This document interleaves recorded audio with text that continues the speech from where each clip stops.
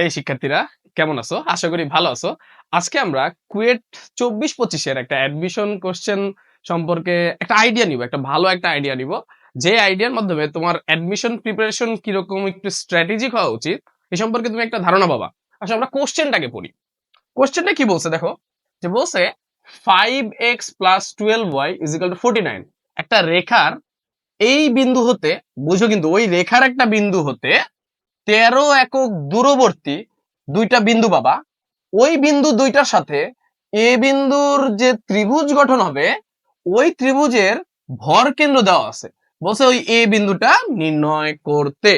তোমরা অনেকে মনে হইতে পারে যে এই কোশ্চেনটা তো অনেক ইজি, ভর কেন্দ্র দিয়ে করে ফেলবো, কিন্তু কোশ্চেনে একটু প্যাচ দিছে, যেটা খেয়াল করতেছো না মনে হয়।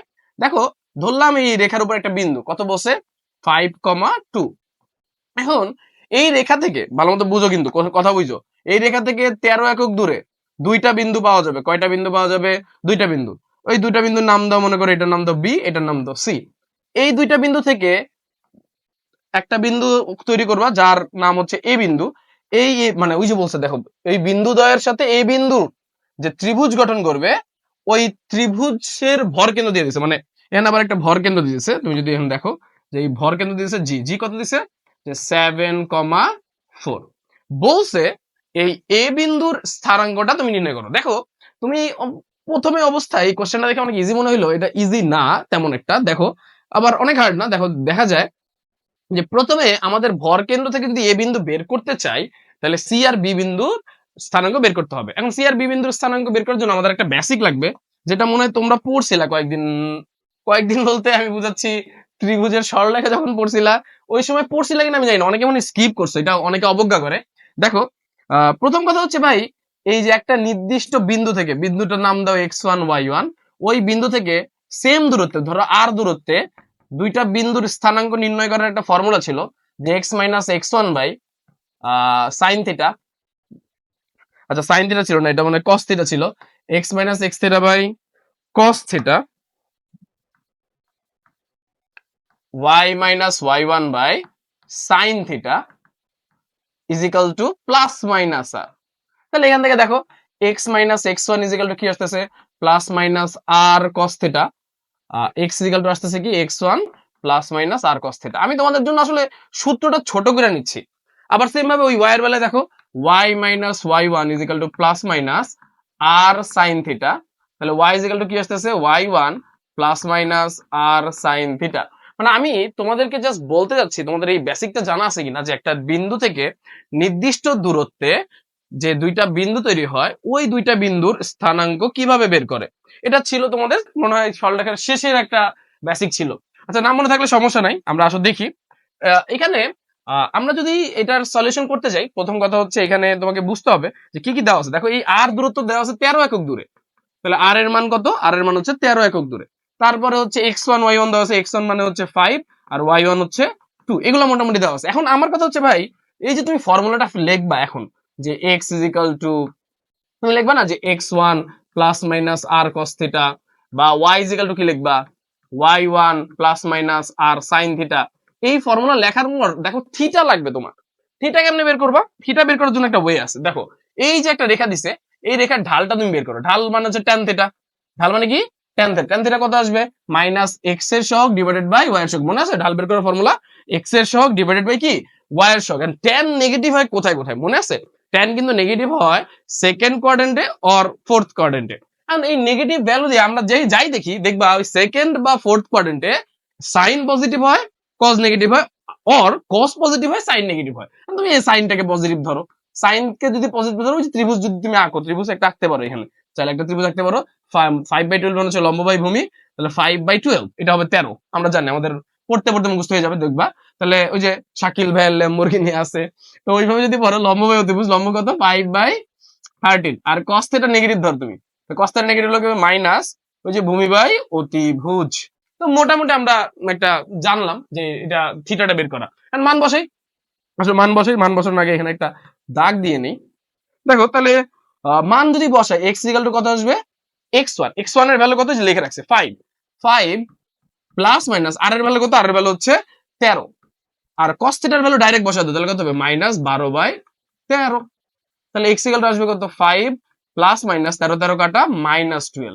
তো এখান থেকে তুমি একবার প্লাস নিলে একটা মান পাবা, মাইনাস নিলে একটা মান পাবা। আচ্ছা ওইখানেও সেম কাজ করি। y1 এর ভ্যালু কত? y1 এর ভ্যালু হচ্ছে 2। তো 2 প্লাস মাইনাস r এর ভ্যালু 13 আর sin থিটার ভ্যালু দেখো লেখা আছে 5/13।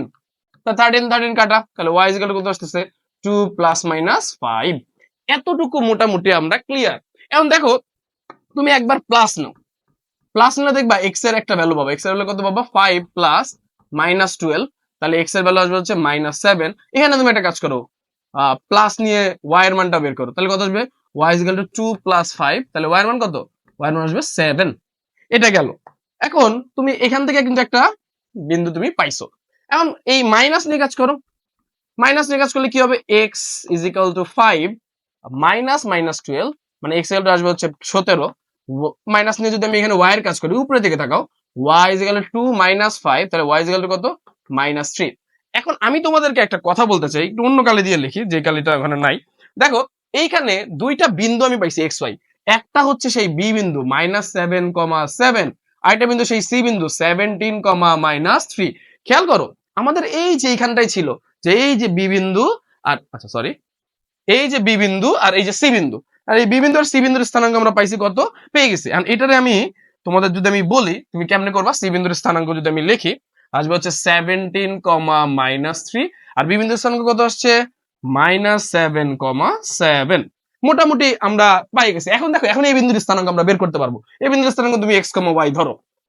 তাহলে দেখো আমরা দেখো ওই যে পড়ছি ভরকেন্দ্রের ভুজ ইজিক্যাল টু বাকি তিনটা শীর্ষবিন্দুর ভুজ ডিভাইডেড বাই 3। তাহলে কত হবে? x 17 -7, তাহলে হবে হচ্ছে x x 17 -7 3 দিয়ে ভাগ, ওইটা ইজিক্যাল টু হবে হচ্ছে ওই বিন্দুর ভুজ। ওই বিন্দুর ভুজ কত ছিল বলো তো? ভরকেন্দ্রের ভুজ কত ছিল? ভরকেন্দ্রের ভুজ ছিল 7। তাহলে আলটিমেটলি এটা হবে হচ্ছে 7। যদি গুণ দেই 3 সাথে 21, x প্লাস 10, তাহলে x এর মান কত আসতেছে ভাইয়া? 11। সেম ভাবে আমি যদি ওয়ারটা করি, দেখো ওয়ার বেলায় কোটি কত ছিল? 4, ভরকেন্দ্রের কোটি। আর y -3 plus 7, y -3 plus 7 by বাই 3 ইজ ইকুয়াল টু 4। তাহলে গুণ দাও 3 4 12, y প্লাস 4, তাহলে y ইজ ইকুয়াল টু কত আসতেছে? 8। এই দেখো এই বিন্দুর স্থানাঙ্ক আমরা পেয়ে গেছি কত? 11,8। আসলে দেখি আমরা অপশনে 11,8 আছে কিনা। হ্যাঁ, অপশন 11,8 আছে, এই যে সি বিন্দু, সি। আচ্ছা এখন কথা হচ্ছে ভাই এই যে বড় ম্যাথ, এই ম্যাথে প্রথমে দুইটা বিন্দু বের করতে হবে, তারপরে ভরকেন্দ্র দিয়ে এ বের করতে হবে, এটা আমরা সবাই মোটামুটি বুঝছি। এই কুয়েটার কিন্তু এমসিকিউ সিস্টেম হয়। এমসিকিউ কিন্তু 5টা থাকে, এবং তোমরা জানো কিনা এক একটা এমসিকিউ তে 6 মার্ক করে হয়ে থাকে। তো নেগেটিভ গেলেও কিন্তু তুমি 1.25 কাটা চলে যাবে। সো অনেক কেয়ারফুলি দেখাতে হবে এবং অনেক বড় ম্যাথ দেয়। তোমাদের অনেক মনে হইতে পারে যে ভাই এমসিকিউ এত বড় কেন? মনে রাখবা প্রত্যেকটা অ্যাডমিশন টেস্টের কোশ্চেনে আমি মনে করি 10 থেকে 15 বা 10 to 15% কোশ্চেন কঠিন করে, কঠিন বা লেন্দি করে থাকে। ওই কোশ্চেন গুলো এক একটা ট্র্যাপ থাকে। তুমি যদি ওই কোশ্চেন গুলা দেখে আগে করতে যাও তাহলে কিন্তু তুমি বিপদে পড়বা। তোমার উচিত আগে সহজ কোশ্চেন গুলা সলভ করা, তারপরে যেগুলো পারো কিন্তু লেন্দি ওইগুলো সলভ করা, তাহলে দেখো তুমি অনেক আগে যাবা। কিছু স্ট্র্যাটেজিক ডিসিশন তোমাকে পরীক্ষার হলে নিতে হবে, ওগুলা তোমাকে এখন থেকেই প্র্যাকটিস করার মাধ্যমে, প্রত্যেকটা কোশ্চেন ব্যাংক প্র্যাকটিস করার মাধ্যমে তুমি এটা জানতে পারবা। আমি প্রত্যেকদিন তোমাদের সামনে আশা করি এই 5-6 মিনিট বলো বা 5-7 মিনিট বলো একটা ছোট ছোট ভিডিও আনতেছি, যেটা তোমাদের কিছু কিছু অ্যাডমিশন প্যাটার্ন বুঝতে সহায়তা করবে, এবং তুমি বুঝতে পারবা কোন কোশ্চেনটা কিভাবে সলভ করতে হবে, কিভাবে এই বেসিকটা পড়া উচিত, কিভাবে এই অ্যাডমিশন কোশ্চেনটা পরীক্ষার হলে আমি যদি থাকি কিভাবে করতে হবে, এটা তোমার জানা হয়ে যাবে ইনশাআল্লাহ। নেক্সট ভিডিওতে অন্য কোনো টপিক নিয়ে দেখা হবে। আজকের মতো আল্লাহ হাফেজ।